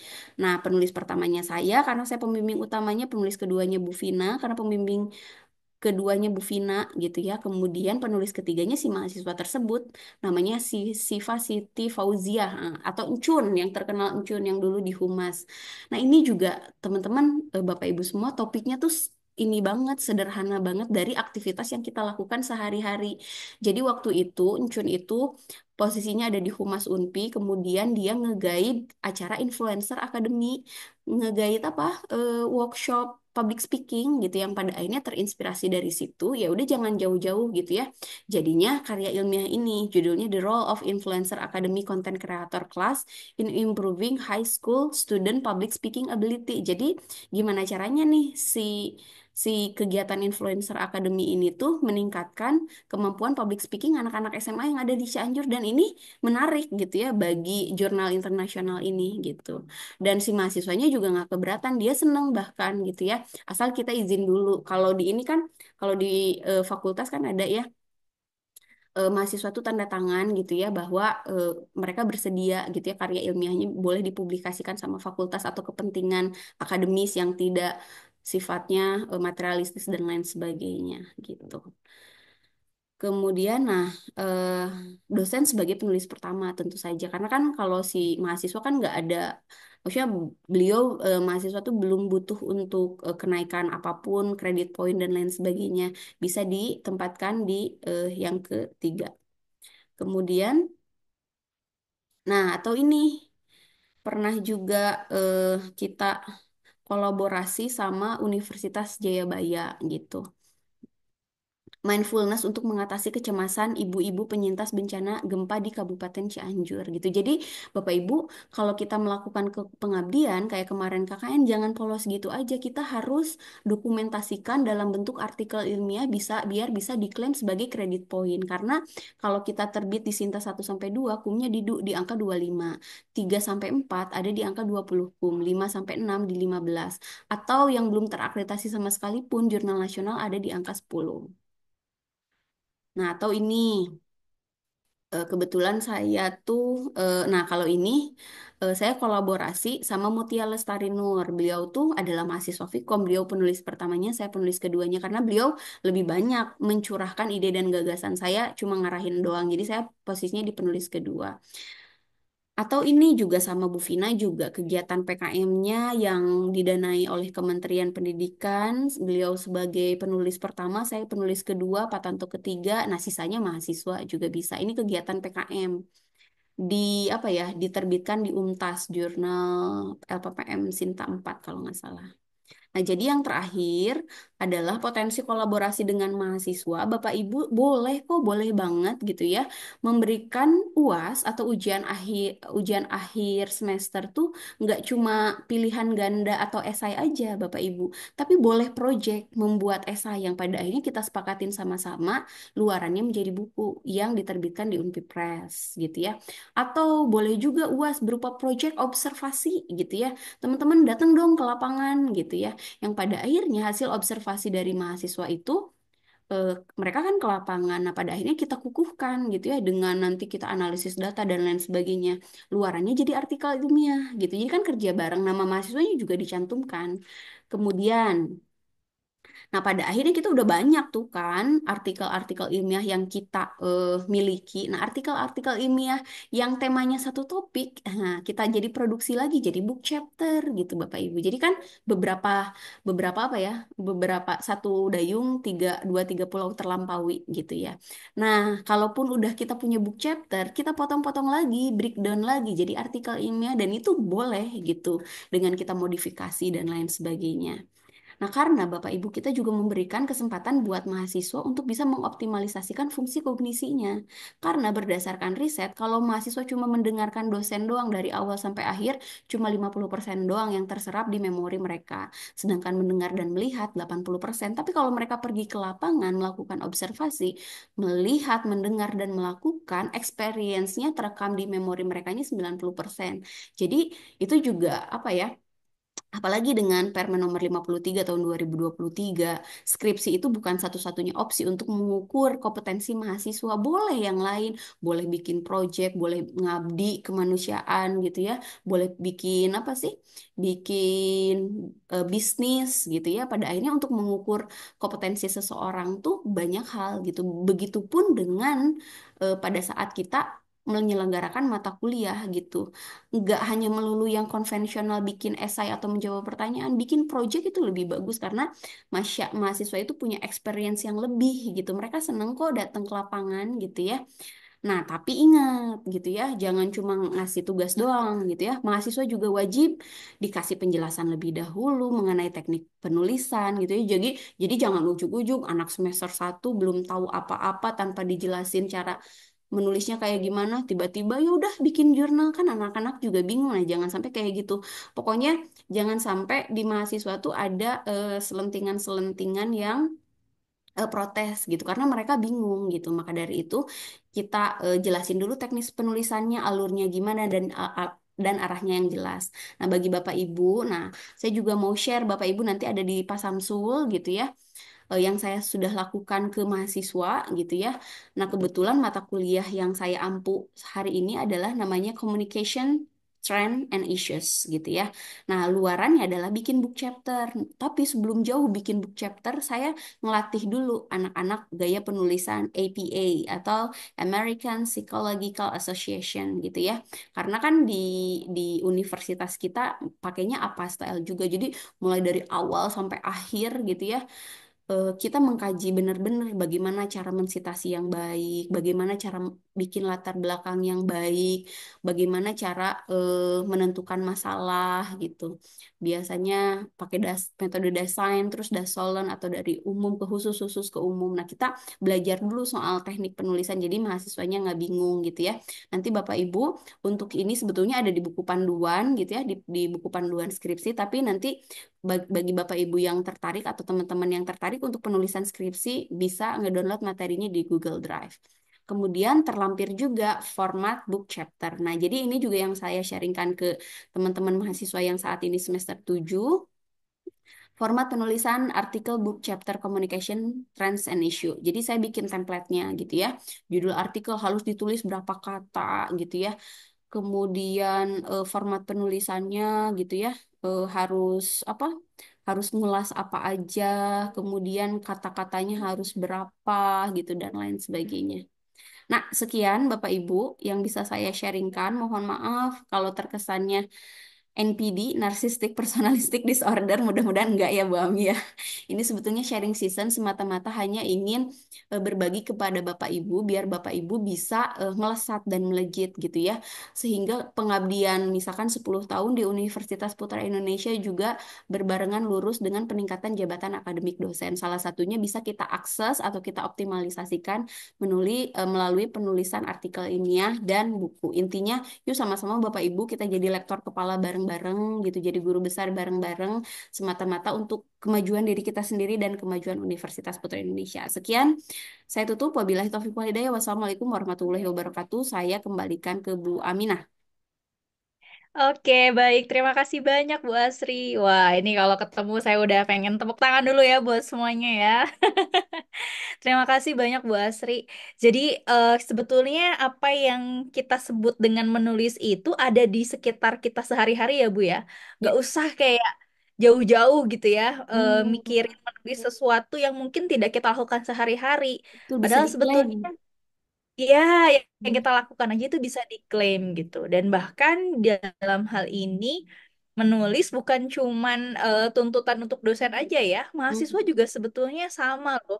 Kalau mau berkarya bisa dari mana aja. Bahkan mungkin sebetulnya kalau mahasiswanya punya inisiatif gitu ya atau punya ketertarikan lebih bisa juga ya Bu ya, menginisiasi dosennya gitu, Oh, boleh ngajak tulis kolaborasi. bareng.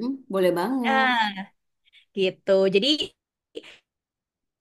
justru sebetulnya dosen juga kadang-kadang mungkin butuh masukan ya Bu, bagaimana apa namanya yang sekarang ini mungkin lebih menarik untuk teman-teman Gen Z gitu ya. Karena kalau Hmm. ngomongin membaca buku saya nggak tahu nih, Gen Z baca buku yang dicetak apa enggak nih? Atau paperless ya? Atau paperless gitu ya? Atau Hmm. justru jangan-jangan udah anti buku Bu? Wah, Nah. jangan-jangan lebih cenderung ke media sosial seperti yang tadi Bu Asri bilang gitu ya. Hmm. Nah, itu justru jadi tantangan. Oke, baik. Bapak, Ibu, dan teman-teman mahasiswa semuanya, mungkin ada yang mau bertanya, silakan. Atau sharing Mumpung justru kita, boleh. nah sharing juga boleh banget gitu ya. Jadi silahkan kalau misalnya mau Izin, sharing, ya. mau bertanya. Oke, Boleh aja. mangga, silahkan Bu Yuki ya. Ya, Assalamualaikum Oke. warahmatullahi wabarakatuh. Waalaikumsalam warahmatullahi Sebelumnya wabarakatuh. saya mau mengucapkan selamat kepada Bu Rektor ya, karena Bu Rektor menjadi ranking satu nih di UNPI dari segi penelitian di Sintak. Luar biasa, saya kagum banget Bu. Masih muda, cantik, energik, Hmm. sat set sat set gitu ya. Sayang saya Amin. udah tua tuh jadi nggak bisa ngejar nih. Enggak, atau masih muda Bu Haji. Hatur Yang nuhun atuh. mudah-mudahan memotivasi dosen-dosen baru juga ya Bu ya. Kalau saya sih tinggal menunggu mungkin usia ya 20 tahunan lagi pensiun nih.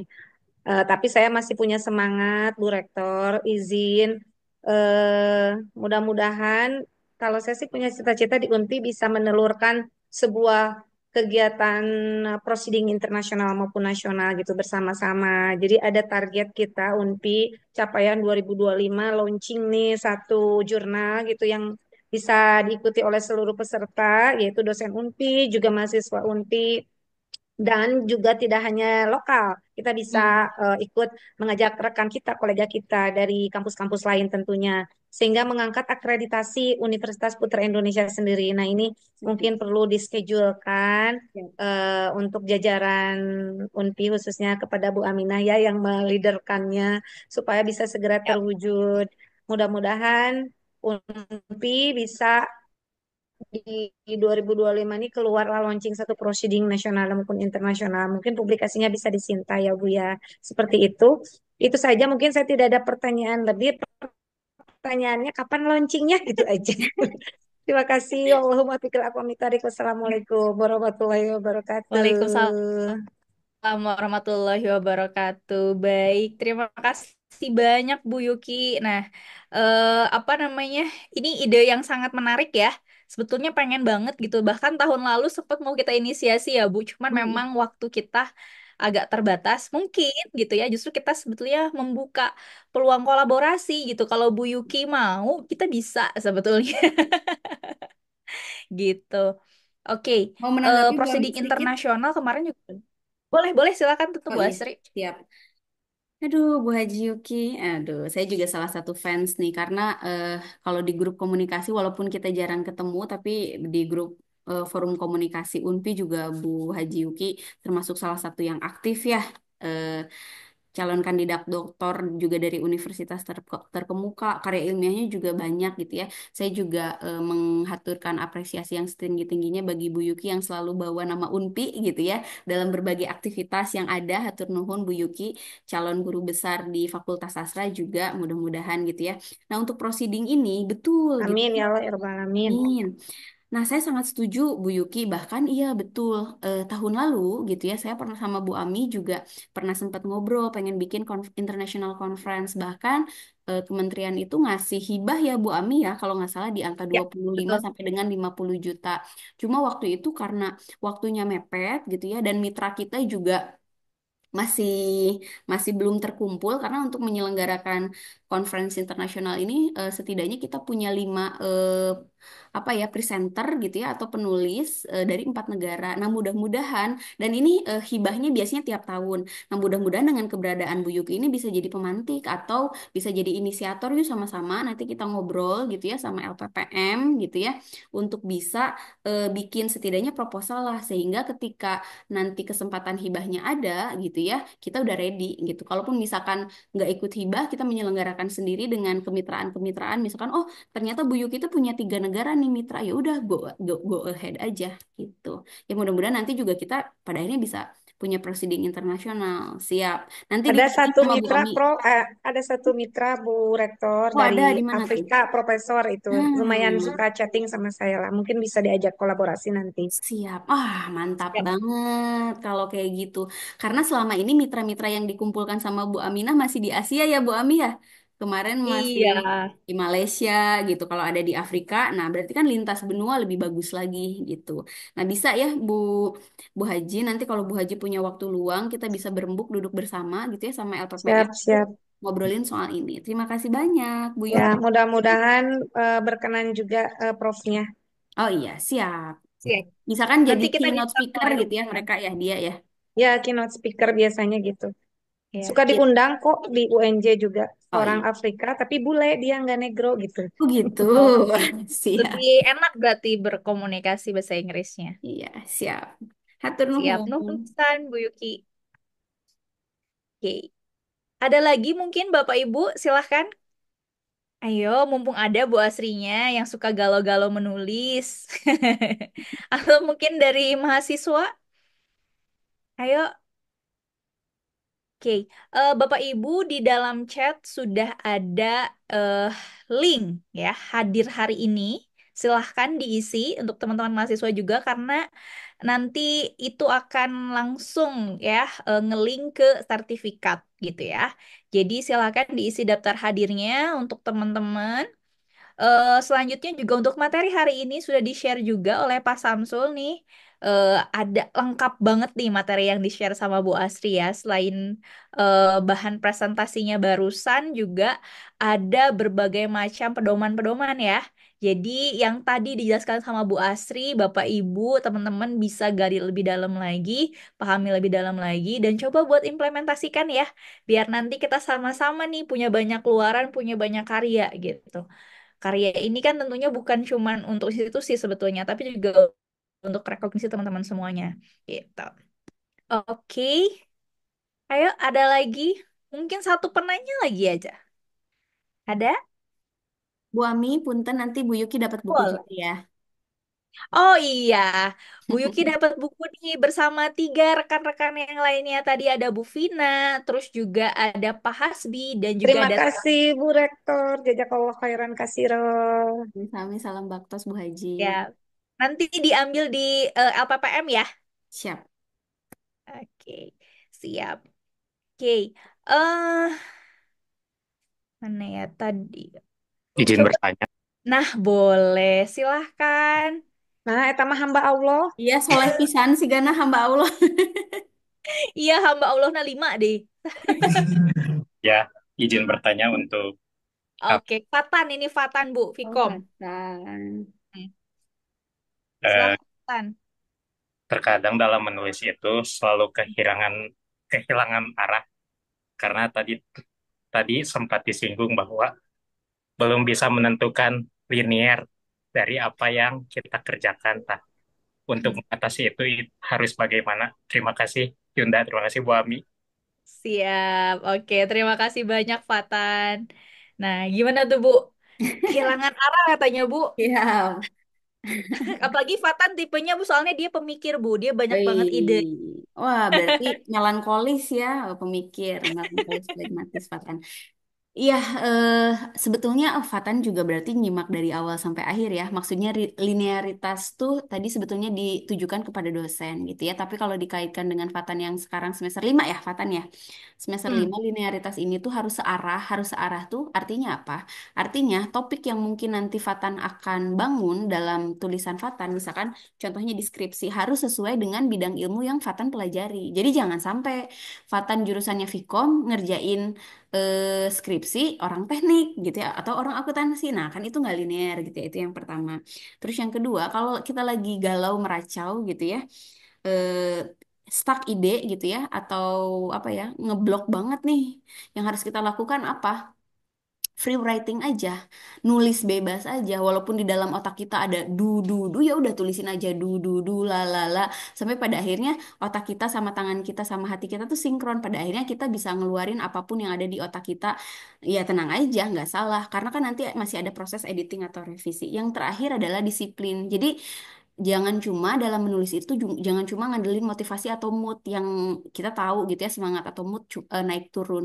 Yang harus kita lakukan pada diri kita adalah komitmen dan disiplin. Jadi luangkan waktu setidaknya 15 menit atau 30 menit dalam sehari untuk bisa menulis gitu. Yang penting itu adalah konsisten, itu bisa menyelamatkan kita dari mood swing atau malas atau menunda-nunda pekerjaan. Semoga menjawab. Terima kasih banyak. Fatan juga dapat ya buku, nanti dikasih. Wah, Alhamdulillah, jazakallah khairan. hebat. Tuh. Ada 5 ya penerima buku kita hari ini, Masya Allah. Oke, nah, eh jelas banget ya Fatan ya, gitu. Sebetulnya kalau kamu bisa sebebas-bebasnya gitu ya. Memang Bu, kemarin saya sempat ini Bu berhadapan pada saat ngebimbing seminar proposal. Teman-teman mungkin kan sekarang punya minat di yang lain nih selain di Vkom. Katakanlah minatnya di teknik. Lagi pelajari SEO misalnya. Dia ingin skripsi tentang SEO, tapi jatuhnya agak bingung nih antara SEO yang ke teknik atau SEO yang bisa ngomongin tentang peningkatan popularitas gitu ya di dalam media sosial gitu. Jadi mereka kebingungan nih, ini Vkom nggak sih gitu ya? Atau kadang-kadang psikologi atau Vkom, kebingungan tuh Bu. Hmm. Izin sharing boleh? Nah, Boleh dong. sebetulnya bagus Bu Ami gitu ya kan karena sekarang tuh zamannya interdisipliner ya. Jadi memuat beberapa bidang ilmu dalam satu kajian asal yaitu asal tidak keluar dari kepakaran atau bidang ilmu yang dipelajari atau ditekuni. Misalkan kayak SEO aja ya. Kalau misalkan mungkin kalau dikaitin sama teknik hubungannya sama apa gitu ya, sama coding gitu dan lain sebagainya. Tapi kalau dihubungkan sama Vkom bisa arahnya ke media sosial gitu ya. Kalau di Vkom sendiri apa Hmm. topik yang bisa dijadikan topik skripsi apapun boleh. Yang penting tidak keluar dari 5 hal, komunikator, komunikan, pesan, media, sama efek, udah itu aja. Kalau misalkan bisa dikaitkan kayak SEO ya bisa ke media sosial aja karena bagian dari media. Nah itu juga bisa. Interdisipliner bahkan bagus, jadi lebih bervariasi gitu ya. Apalagi dihubungkan dengan perkembangan teknologi yang baru itu keren banget. Karena kalau diterbitkan juga biasanya para reviewernya seneng gitu. Hatur nuhun Bu Ami. Siap, oke. Nah, kira-kira begitu ya. Jadi jangan takut juga misalnya ya kalau punya minat di tempat atau di keilmuan lain, tapi yang paling penting adalah bagaimana caranya kalian mengawinkan gitu ya Hmm. ilmu tersebut dengan ilmu kalian gitu. Oke, mungkin itu ada lagi Bapak Ibu, teman-teman yang hadir pada acara kali ini. Oke, mungkin apa namanya sudah sangat banyak ya tips-tips dari Bu Asri hari ini gitu. Terus juga teman-teman tadi udah tahu bagaimana sebetulnya kita ini sedang membangun ekosistem untuk menulis, untuk berkarya gitu ya, untuk punya luaran nih yang bisa apa ya dinikmati oleh banyak orang gitu. Nah, salah satunya dengan buku gitu. Nah, kita di Unpi Press memang sudah menyiapkan teman-teman untuk publikasi dan itu bisa dibilang paling murah lah. Kita kasih special price untuk teman-teman di sini dari warga Unpi gitu ya. Semua Sivitas Akademika Unpi. Seperti yang tadi sempat dibicarakan sama Bu Rektor gitu bahwa kalau misalnya kita udah bantu nyiapin desain, bantu nyiapin juga untuk ISBN-nya dan bahkan hakinya gitu. Dari sisi harga nih saya spill aja ya teman-teman Bapak Ibu semua. Jadi kalau untuk haki itu memang 450-an gitu. Biasanya untuk harga dasar kemarin gitu ya, tanpa kita dapat aturan baru nih dari Perpusnas kemarin, kita 500.000 gitu ya dari 450 haki dan 50.000 desain kita udah cukup sebetulnya. Tapi ternyata kemarin kita ada aturan dari Perpusnas bahwa kita harus mengirimkan minimal 2 buku untuk Perpusnas. Jadi kita kemarin membuat harga di 700.000. Itu sudah dengan ISBN dan juga udah dengan Haki. Silahkan cari dimanapun nggak ada yang semurah itu teman-teman gitu ya. Jadi silahkan Bapak Ibu dan juga teman-teman yang pengen berkarya, pengen membuat tulisan, datang ke APPM insya Allah nggak mahal gitu ya. eh itu udah langsung jadi dan bisa dipertanggungjawabkan untuk kumnya gitu ya. Hal-hal yang lain misalnya katakanlah ada juga yang tidak memerlukan haki gitu ya, itu juga boleh gitu. Nah, itu bisa diobrolin lebih lanjut. Jadi pada dasarnya kalau kita untuk warga Unpi kita berikan apa namanya kemudahan gitu ya. Bahkan harga pun ya kita benar-benar membahas harga operasional aja gitu yang realistis untuk bisa berjalan dan sesuai dengan aturan. Begitu Bapak Ibu dan teman-teman. Mungkin itu aja ya informasi-informasinya dan sekali lagi terima kasih banyak Bu Asri atas materinya. Sungguh ini materi yang luar biasa dan kita butuhkan. Saya sampai bilang ke Samsul, wah ini materinya Bu Asri harus disimpan khusus untuk guideline kita di dalam Unpi Press gitu ya. Termasuk mungkin bisa jadi ya Samsul kita bisa jadikan ini beberapa informasi yang akan kita tampilkan di Unpi Press. Kayak tadi misalnya persyaratan untuk menulis monograf itu seperti apa, berdasarkan UNESCO, menulis book chapter itu seperti apa gitu. Nah, itu kita akan coba tempelkan jadi bagian dari materi-materi yang memang harus dipahami pada saat menulis gitu. Dan itu kita akan masukkan ke dalam Unpi Press. Begitu mungkin Bapak Ibu, sekali lagi saya ucapkan terima kasih banyak atas kehadirannya dan jangan lupa Bapak Ibu untuk mengisi kehadiran di link yang sudah di-share karena di situ akan berkaitan langsung dengan sertifikatnya. Oke, dan sekali lagi terima kasih. Mohon maaf apabila masih ada kekurangan dari saya selaku pembawa acara juga dari kami tim LPPM. Terima kasih atas perhatiannya. Sampai ketemu lagi di 2 minggu yang akan datang acara coaching klinik kita. Assalamualaikum warahmatullahi wabarakatuh.